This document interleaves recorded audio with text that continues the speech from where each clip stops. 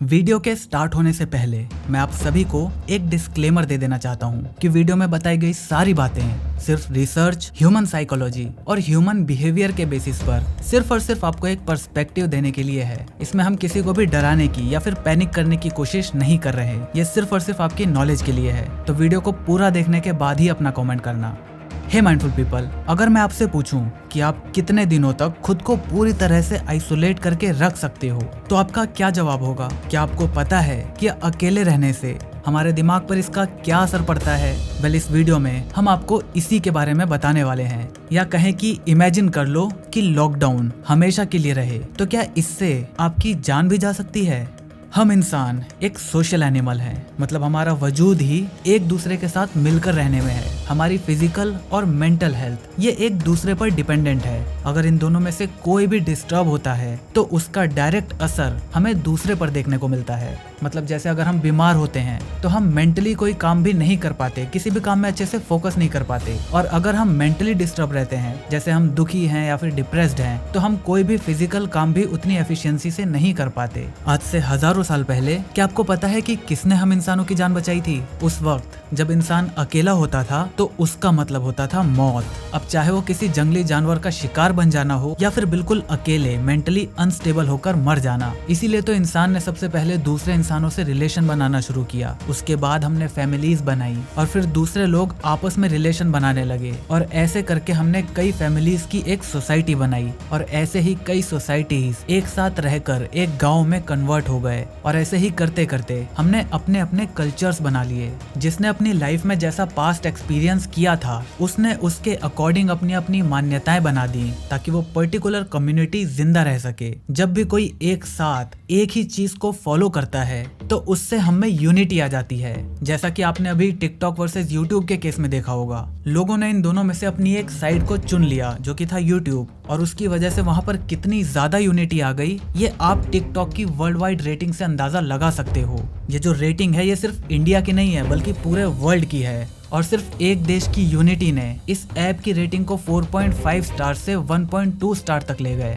तो मेरा कहने का मतलब ये है कि कम्युनिटीज बनाना, अपना धर्म, अपनी मान्यताएं बनाना उस टाइम पर कुछ और नहीं बल्कि लोगों को एक साथ जोड़े रखने का तरीका था, ताकि जब वो एक साथ रहें तो वो जिंदा रह सके। चलो, ये बातें तो बहुत बड़ी और डीप हैं, हम इसके बारे में किसी और वीडियो में डिस्कस कर लेंगे। लेकिन अभी तक जो मेरा बताने का मेन मकसद था वो ये था कि आपको ये पता चल जाए कि इंसान एक सोशल एनिमल है, और साथ रहना इवोल्यूशन के चलते हमारी सिर्फ नॉर्मल नीड बनकर नहीं रह गया है, बल्कि साथ मिलकर रहना अब हमारी एक बायोलॉजिकल नीड बन चुका है। जैसे भूख और दर्द हमारे फिजिकल नीड को पूरा करने का सिग्नल भेजते हैं, वैसे ही लोनलीनेस दिमाग को हमारी सोशल नीड को पूरा करने का सिग्नल भेजता है। और जब वो नीड पूरी नहीं होती तो दिमाग उसकी सोशल नीड को पूरा करने के लिए अलग अलग रास्ते ढूंढने लगता है, जिसकी वजह से बॉडी में कई सारे हार्मोनल चेंजेस होने लगते हैं। आइसोलेशन के इफेक्ट को समझाने के लिए इंसानों ने बहुत सारे एक्सपेरिमेंट कर रखे हैं। 2008 में बीबीसी ने एक एक्सपेरिमेंट किया था, जिसमें वो ये जानना चाहते थे कि टोटल सेंसरी डेप्रिवेशन, यानी आपकी कोई भी सेंस जब काम ना कर रही हो तो उस टाइम पर उसकी वजह से इंसानी दिमाग पर क्या खतरा हो सकता है। इस एक्सपेरिमेंट में 6 लोगों ने पार्ट लिया था। उनको आइसोलेशन चेम्बर के अंदर बंद कर दिया गया, जहाँ ना कोई घड़ी थी, न लाइट, न साउंड, कुछ भी नहीं, कंप्लीटली डार्क और साउंड प्रूफ चेम्बर। उन सभी को उसके अंदर 48 घंटे बिताने थे। उन 6 लोगों में से एक थे उस टाइम के फेमस कॉमेडियन एडम ब्लूम। 48 घंटे बिताने के बाद उन्होंने अपना एक्सपीरियंस शेयर किया। उन्होंने बताया कि स्टार्टिंग में वो अपने आप से बातें कर रहे थे, गाना गा रहे थे, फिर थोड़ी देर में वो उस चीज से बोर हो गए, और कुछ घंटों बाद वो बाहर की दुनिया के बारे में सोचने लगे। सिर्फ 18 घंटों के अंदर ही वो अपने इमोशंस पर से कंट्रोल को खोने लगे थे। ये सुनने में आपको शायद थोड़ा सा अजीब लग रहा हो कि यार अभी तो केवल 18 ही घंटा हुए उसे आइसोलेट हुए, 18 घंटा तो यार कोई भी बिता सकता है। लेकिन ऐसा नहीं है। करीब 20 घंटे बाद वो गाना गाने लगे और साथ ही साथ रोने भी लगे। 30 घंटे बाद बोर्डम और आइसोलेशन ने उनकी दिमागी संतुलन को हिला कर रख दिया। वो अपने कमरे में घूमने लगे, तालियां बजाने लगे, उन तालियों की काउंटिंग करने लगे। मतलब वो बस किसी भी तरह अपने आप को बिजी रखना चाहते थे। 40 घंटे बाद उन्हें हेल्यूसिनेशन होना शुरू हो गया। उन्होंने बताया कि उन्हें ऐसा लग रहा था जैसे कि वो किसी समुद्र में हैं और उनके सामने बहुत सारे ऑयस्टर शेल्स पड़े हुए हैं। उन्होंने कहा कि वो खुद को को समझाने की कोशिश कर रहे थे कि वो रियल नहीं है, लेकिन जब हमारे दिमाग को बाहर से कोई भी चेंज देखने को नहीं मिल रहा था तो उसने अपने आप को दोबारा दुनिया से जोड़ने के लिए हेलुसिनेट करना शुरू कर दिया। दिमाग को आदत नहीं है ऐसे आइसोलेट रहकर रहने में, इसीलिए जब उसे बाहर से कुछ चीज नहीं दिखाई दे रही तो वो उनके अंदर खुद ही चीजें क्रिएट करने लगा और वो चीजें एडम को बिल्कुल रियल लग रही थी। सेम यही एक्सपेरिमेंट माइकल स्टीवेंस फ्रॉम विसोस ने भी किया था। अपनी YouTube ओरिजिनल सीरीज माइंडफील्ड के एक एपिसोड आइसोलेशन में उन्होंने अपने आप को 72 घंटों के लिए एक ब्राइट व्हाइट रूम के अंदर बंद करने का फैसला किया। वो खुद इस चीज को एक्सपीरियंस करना चाहते थे कि आइसोलेट होने के बाद मेंटली और फिजिकली हमारी बॉडी पर इसका क्या असर पड़ता है, और उनका एक्सपीरियंस भी थोड़ा बहुत एडम ब्लूम जैसा ही था।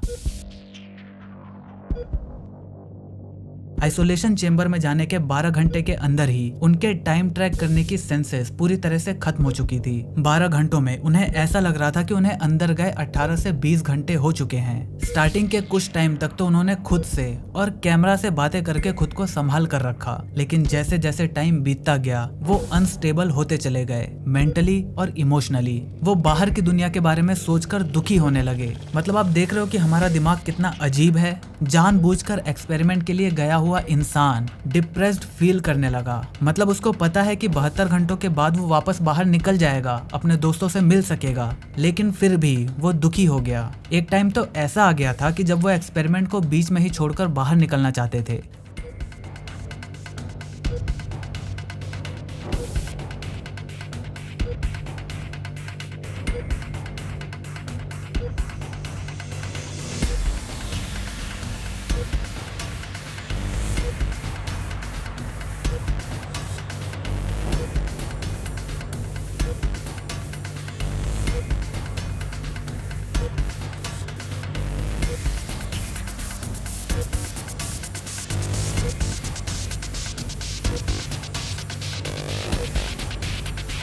लेकिन फिर किसी तरह उन्होंने खुद को संभाला और एक्सपेरिमेंट को जारी रखा। अब आप इमेजिन करो कि आप इस लॉकडाउन की वजह से दुनिया से पूरी तरह से कट चुके हैं। जस्ट इमेजिन कि आप एक रेंट के कमरे में रह रहे हो जहां आपके आसपास कोई भी नहीं रहता।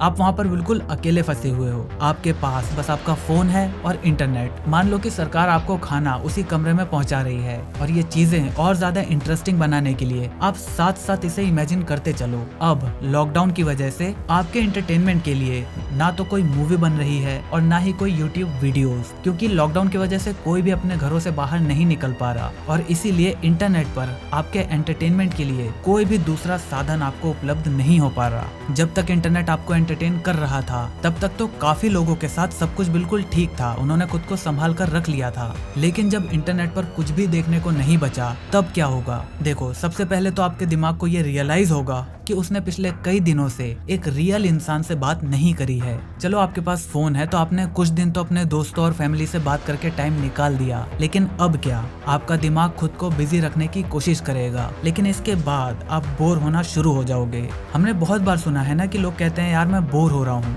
मैं इस काम को करता करता बोर हो गया। वेल, ये बोर्डम है क्या? बोर होना क्या होता है? पीटर टूही की book boredom a lively history में बहुत ही फेमस साइकाइट्रिस्ट नॉर्मन डॉयच की स्टडीज को बेस मानते हुए ये बताया गया है कि हमारा दिमाग एक ही इन्वायरमेंट में अगर सेम चीज देखता रहेगा तो वो प्रॉपर अमाउंट में डोपामिन रिलीज नहीं कर पाएगा। मतलब अगर आप एक ही कमरे में फंसे हुए हो और रोज एक ही काम कर रहे हो, आपका कमरा एक जैसा ही है, उसमें कोई भी चेंज नहीं हो रहा, तो दिमाग प्रॉपर अमाउंट में जितना डोपामिन उसे रिलीज करना चाहिए वो उतना डोपामिन रिलीज नहीं कर पाएगा, और इसका असर दूसरे हार्मोन्स की स्टेबिलिटी पर भी देखने को मिलेगा, जिसकी वजह से आप डिप्रेस होने लगोगे, आपको भूख ज्यादा लगने लगेगी, आपकी नर्वसनेस बढ़ जाएगी, आपके टेम्परेचर सेंस करने की एबिलिटीज बढ़ जाएंगी, और ऐसे ही दूसरे बहुत सारे चेंजेस आपके बॉडी में होने लगेंगे। किसी भी चीज में वैरायटी और सिमुलेशन न्यूरोजेनेसिस को इंक्रीज करता है। न्यूरोजेनेसिस मतलब न्यू ब्रेन सेल्स का बनना। इसीलिए अलग अलग नई चीज ट्राई करने पर आपको उसे सीखने में थोड़ा टाइम लगता है, क्योंकि दिमाग उस नए काम को करने के लिए नए सेल्स बनाता है और उसमें उसे टाइम लगता है। और अगर दिमाग को उतनी वैरायटी, उतना सिमुलेशन नहीं मिला तो वो खुद के सिमुलेशन बनाना शुरू कर देता है, जिसे हम कहते हैं हेल्यूसिनेशन। जैसा कि हमने एडम और माइकल के केस में देखा था, कई घंटों तक एक ही कमरे में बंद रहने की वजह से उनके दिमाग को व्हाइट वॉल्स या एडम के केस में अंधेरे के सिवाय और कुछ भी देखने को नहीं मिल रहा था, जिसकी वजह से उनका दिमाग प्रॉपर डोपामिन रिलीज नहीं कर पा रहा था। लेकिन उनकी बॉडी को नॉर्मल अमाउंट जितना डोपामिन रिलीज तो करना ही था। इसीलिए जब दिमाग को बाहर से कोई भी चेंजेस देखने को नहीं मिल रहा तो वो अपनी नीड को पूरा करने के लिए खुद चेंजेस क्रिएट करने लगता है, जिसे हम हेल्यूसिनेशन कहते हैं। मतलब कि उन्हें अजीब अजीब सी चीजें दिखने लगती हैं। आपको अकेले रहने के ये साइड इफेक्ट सुनकर काफी अजीब लग रहा होगा ना, लेकिन हमारा दिमाग ऐसे ही काम करता है। बहुत सारी साइकोलॉजिकल स्टडीज इस बात पर हो चुकी हैं। एक ऐसा ही केस सामने आया था 1957 कैलिफोर्निया में। जेनी नाम की एक लड़की का केस साइकोलॉजी के फील्ड में एक बहुत ही बड़ा केस बनकर सामने आया था। जेनी का बाप दुनिया से इतनी ज्यादा नफरत करता था कि उसने फैसला किया कि वो अपने फैमिली को इस दुनिया से बचा कर रखेगा। इसी चक्कर में उसने अपनी बेटी को 13 साल तक एक छोटे से कमरे में बंद करके रखा हुआ था। जब अथॉरिटीज ने 1970 में जेनी को रेस्क्यू किया तो पता चला कि उस बच्ची को कोई भी लैंग्वेज नहीं आती थी और उसका शरीर भले ही 13 साल का हो गया हो, लेकिन उसका दिमाग अभी भी एक 18 महीने के बच्चे जितना ही था। चाइल्ड आइसोलेशन का ये केस पूरे साइकोलॉजिकल हिस्ट्री में सबसे बड़े केसेस में से एक माना जाता है और जेनी इस बात का सबूत है कि अगर किसी बच्चे को जन्म से ही सोसाइटी, दूसरे इंसानों या फिर किसी भी दूसरी अदर लाइफ कॉन्टेक्ट से दूर रखा जाए तो उस पर उसका क्या असर होगा। How this lockdown changed our life, what we can learn from this. ये टॉपिक कैसा है और क्या आप इस पर वीडियो देखना चाहते हो, नीचे कमेंट करके जरूर बताना। लॉकडाउन तो अभी शायद कुछ टाइम तक और बढ़ सकता है, लेकिन मान लो कि अगर आपको एक ही कमरे में बिना किसी गैजेट के डाल दिया जाए तो आप वहां पर कितनी देर तक सरवाइव कर पाओगे। मैंने ऊपर जितनी भी बातें बताई उनको कंसीडर करके रखना और फिर अपना कमेंट करना। हम मिलते हैं आपसे अगली वीडियो में, तब तक जय हिंद, वंदे मातरम।